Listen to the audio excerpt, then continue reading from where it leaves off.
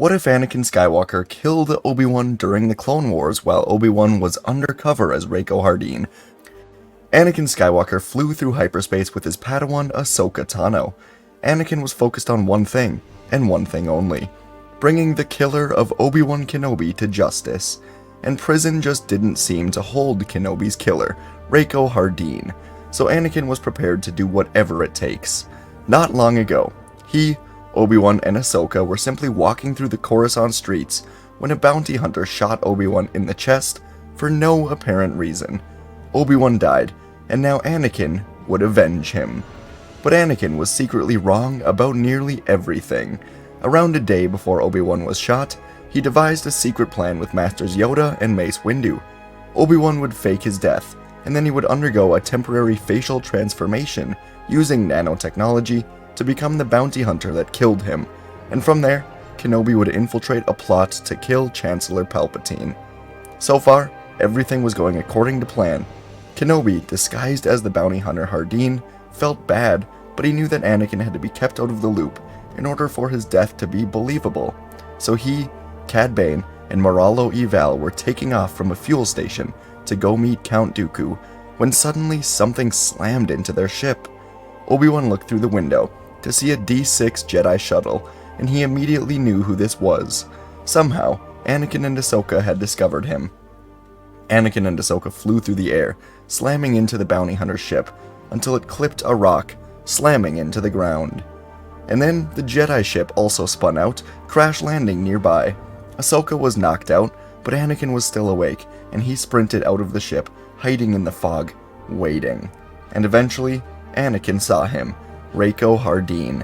Anakin could feel his anger as he slammed into Hardeen, tackling him to the ground. Anakin gritted his teeth and said, "You will pay for what you did," slamming him into the rock wall, kicking him in the stomach, and Rako fell to his knees, as Anakin did not hesitate.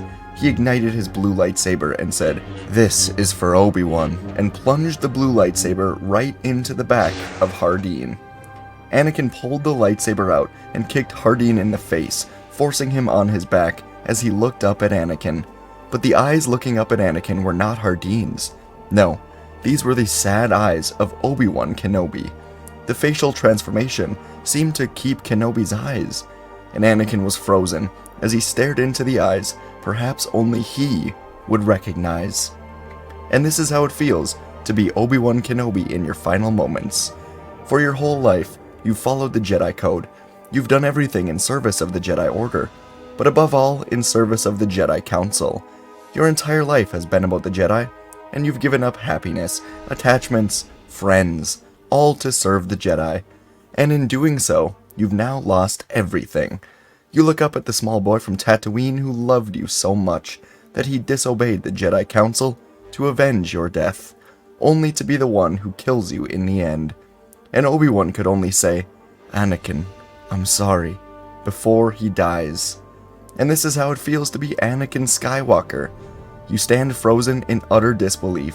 In the Force, from the voice, and from the eyes, you know you've just killed Obi-Wan, your best friend, your brother. It makes zero sense. He's supposed to be dead already. It's impossible. But in the depths of your heart, anger, confusion, pain, and sadness all become one as you hear Cad Bane behind you.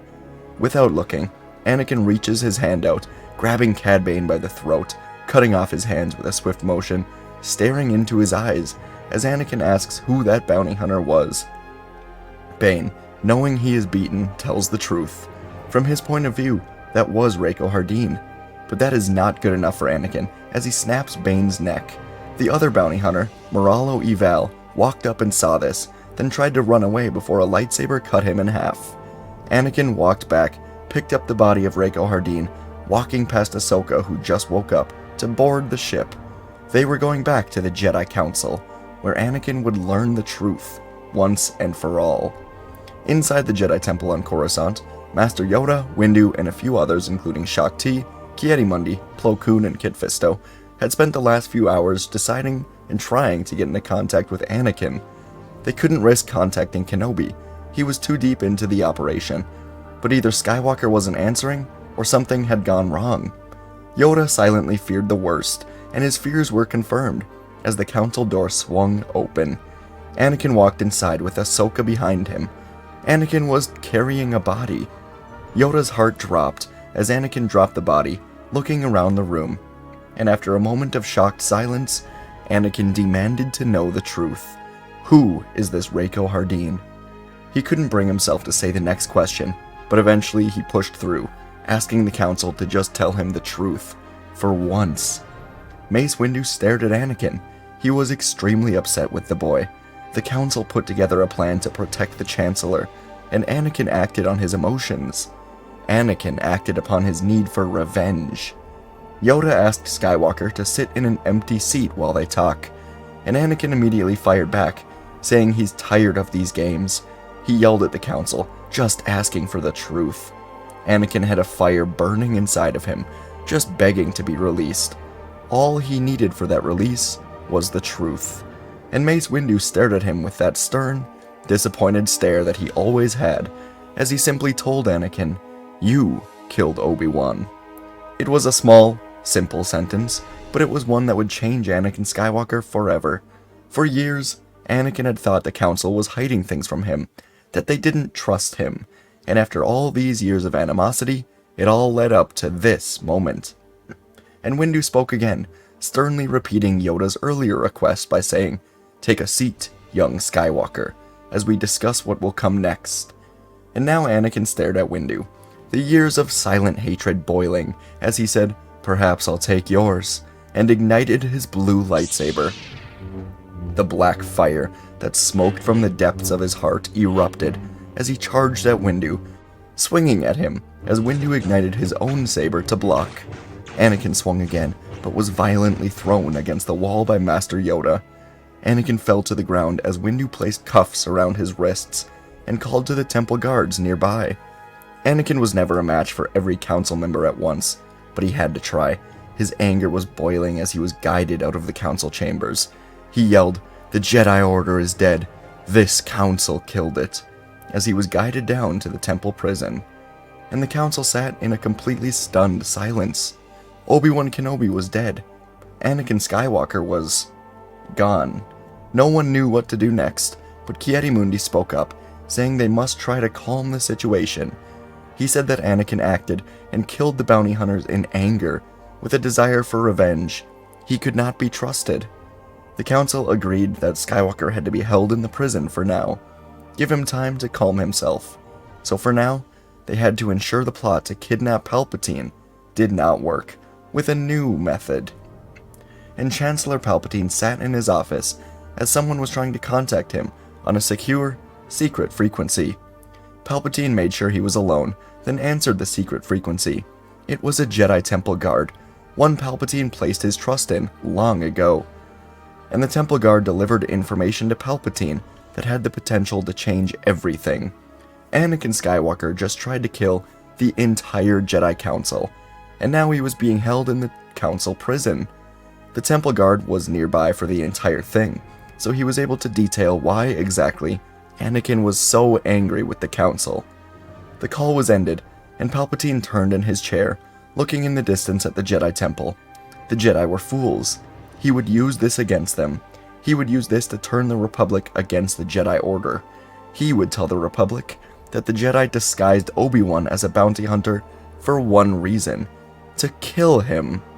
Sometime later, members of the Jedi Council, including Yoda, Kit Fisto, Ki-Adi-Mundi, and Plo Koon, were boarding a transfer for Naboo, where Chancellor Palpatine was scheduled to give a speech. The Jedi were aware of a kidnapping or assassination attempt that may take place, so they would be there to protect him. But while they were in hyperspace, Palpatine actually cancelled the entire event, as he had other plans on Coruscant. Instead, Palpatine recorded a message in his office, sending it out to the Republic HoloNet for every Republic citizen to see. The message read like this: "Dear people of the Republic, I have come across a terrible conspiracy at the hands of our once beloved Jedi protectors, who I now realize have turned against us. I have reason to believe the Jedi Order is responsible for this entire war, trying to divide the Republic, to take over, and I have new evidence of an assassination plot against me Chancellor Palpatine. And as this message continued, Mace Windu listened in, alone from the council chambers. Palpatine continued on, saying, "It has come to my attention that the Jedi found out about a plot to kill me at my originally scheduled speech on Naboo, and instead of trying to stop this plot, the Jedi used it to their advantage. They put one of their best, Obi Wan Kenobi, in the center of the plot, and it would have worked if not for the heroics of the young Anakin Skywalker." Palpatine said, "No one has been more loyal to me and to this republic than Anakin, who is now being kept prisoner by the Jedi, and I, Chancellor Palpatine, request his immediate release." The message ended. The Jedi Council was shaken. How did Palpatine find out about this? Why was he changing up the entire story? Mace Windu paced the council room for a while until the temple guards alerted him that they have a problem. In front of the Jedi Temple main entrance, hundreds of citizens were gathering, with so many more on the way to protest against the Jedi. In this war, it seemed like the Jedi were blamed more and more every single day, and now that volcano was erupting as countless citizens were now protesting, demanding the release of Anakin Skywalker. Deep inside of the Jedi Temple, Anakin was being kept in a cell, guarded by 4 temple guards. Anakin was discouraged, beginning to question his attack on the council. But how could he blame himself? The council got Obi Wan killed by not telling him about the plan. The more Anakin thought about things, the more he realized the Jedi have fallen so far from grace. They were soldiers that would apparently do anything to win the war. Heartless, cold soldiers, not the Jedi legends he knew about growing up. And after a long time alone in the cell, Anakin was released. He was confused, but the group of guards guided Anakin to a shuttle, waiting for him outside of the temple. Anakin looked around for any council members, but saw none of them as he boarded the shuttle and it took off for Palpatine's office. Inside of Palpatine's office, the Chancellor smiled warmly as the door opened and Anakin entered. For Palpatine, this was the most important moment of the entire war, perhaps his entire life. He hadn't expected it to be this soon, but Anakin was ready. The Jedi were just giving him this opportunity. So Palpatine stood and began saying, "Anakin, have you ever needed to keep a secret from me? I've kept the secret of your marriage, the secret of the Tuscans, all these years. You see, you have never needed to pretend with me, as you do with the Jedi Council. You never need to hide anything from me. I accept who you are." Anakin didn't really know how to react. Palpatine knew about his marriage, but he didn't know what to say.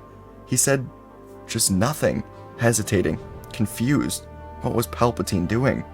And Palpatine continued on, saying simply, "Anakin, tell me what it is you want." Anakin said, "I don't understand." And Palpatine replied, "Well, of course you don't. That's how the Jedi have trained you. They never ask what you want. But I know you, Anakin, and I can give you anything you want. A glass of water, yours. A new home for Padme, yours. Look out the window behind me, Anakin. Pick something." Anakin thought this was some sort of joke, so he began listing things. A new speeder, a building, a battle cruiser, an entire system for himself. And every time, Palpatine simply said, "Done." And so Anakin looked him in the eyes and said, "I want the war to end." And so Palpatine smiled and replied, "Would tonight be too soon?" Anakin asked how, and Palpatine said all he must do is be his friend, his student, his apprentice. And Anakin ignited his saber, saying, "You're the Sith Lord." Palpatine calmly replied, "Yes, I am, but I am also your friend, the man who has always been here for you, the man who you've never had to lie to, the man who has always trusted you, Anakin, like no Jedi ever would." Anakin put his lightsaber away, and he listened. Palpatine continued on, saying that without the Jedi, this war could end.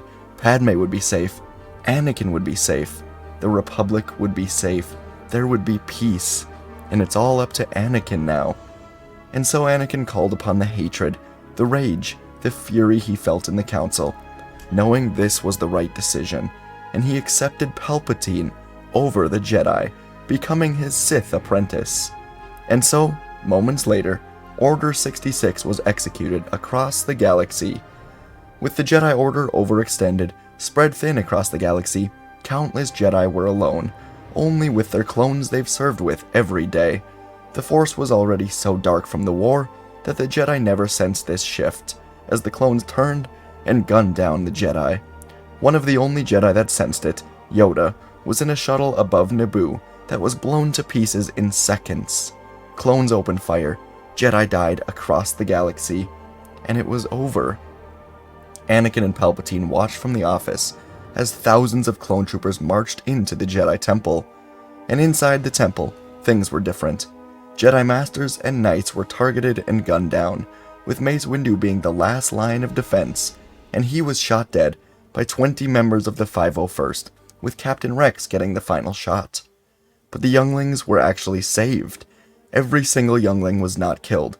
They were taken from the temple, and once the younglings were safe, clones evacuated, and 2 Republic Venator-class Star Destroyers got into range of the temple, and they destroyed it, pouring firepower down on it, killing every last surviving Jedi inside, as the temple crumbled.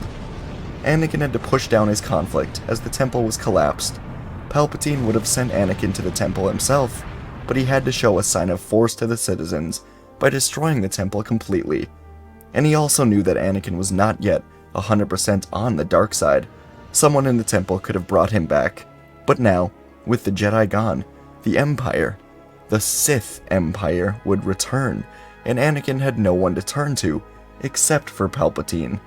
With the younglings alive, they would become the members of the Sith Order, led by Anakin Skywalker. Palpatine always thought the rule of 2 was a good idea, but now he was adapting. He wanted to show mercy to Anakin in this moment by saving the younglings, show mercy to his new republic, his new empire. In time, things could change, but right now, he wanted to show this republic that he could be trusted to save those who deserved it, those who were innocent, the younglings, no other Jedi. And when the Jedi were gone for good, Palpatine contacted Count Dooku. It was time to commence the final stages of the war.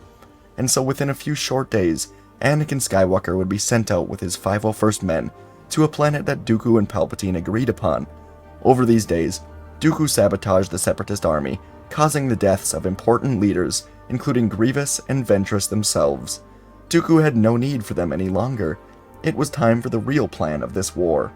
Anakin and the 501st would arrest Dooku, and the Separatist collapse lined up perfectly with the collapse of the Jedi, which was the final push to convince the citizens that the Jedi truly were corrupt, prolonging the war. Once Dooku was arrested, the droids were shut down, Separatists were killed, scattered, or arrested by the countless clones across the galaxy. In HoloNet interviews, Anakin would describe the corruption of the Jedi, how they planned to kill Palpatine, and how he, the hero of the Republic, would lead the new era of Force users, the Sith Order. Unfortunately for Dooku, he was never truly part of the plan. One night, Sidious moved like a shadow through the prison, killing Dooku in his sleep, like he once did to Plagueis. The war would end, and the Empire would be created, with Darth Sidious and Darth Vader leading the Sith Order. As for Padme, she hated the idea of an empire, but the corruption of the Jedi was something she could not look past. It was unbelievable, but the evidence was there with Kenobi disguised as a bounty hunter. It was sad, and she felt terrible for Anakin, who killed his best friend unknowingly, so she trusted him, believed he was doing the right thing. So for years, the Empire would reign because Palpatine was able to convince the Republic that instead of Kenobi trying to save him, he was trying to kill him. Anakin went along with it, hating the Jedi for their lies, and war would end. The Jedi were dead, except for Ahsoka Tano. After Anakin was arrested, she had to go be alone, by herself, think about everything, and so when Order 66 was executed, she was all alone, alive now, out in the galaxy, watching as Anakin stood next to Palpatine, leading this new empire. And folks, that's where our story ends today. Let me know what you thought. I had fun writing it. It kind of escalated quickly, but that's the fun of it. You know, once Order 66 was executed, I really wanted to just kind of fly through it, just kind of get to the, I don't know. I just had a lot of fun with it. The whole point of it was really just showing how Anakin dealt with killing Kenobi, how the Council dealt with it, and just Anakin and Kenobi's connection in the final moments. and then basically just the Jedi being, the creators of their own downfall, basically. I like that idea. Palpatine using it to switch it from the Jedi trying to protect him to the Jedi trying to kill him, and the Republic already being impatient with the war, just going along with it. So, let me know what you thought. Happy Thanksgiving to all who celebrate, and I'll see you in the next video.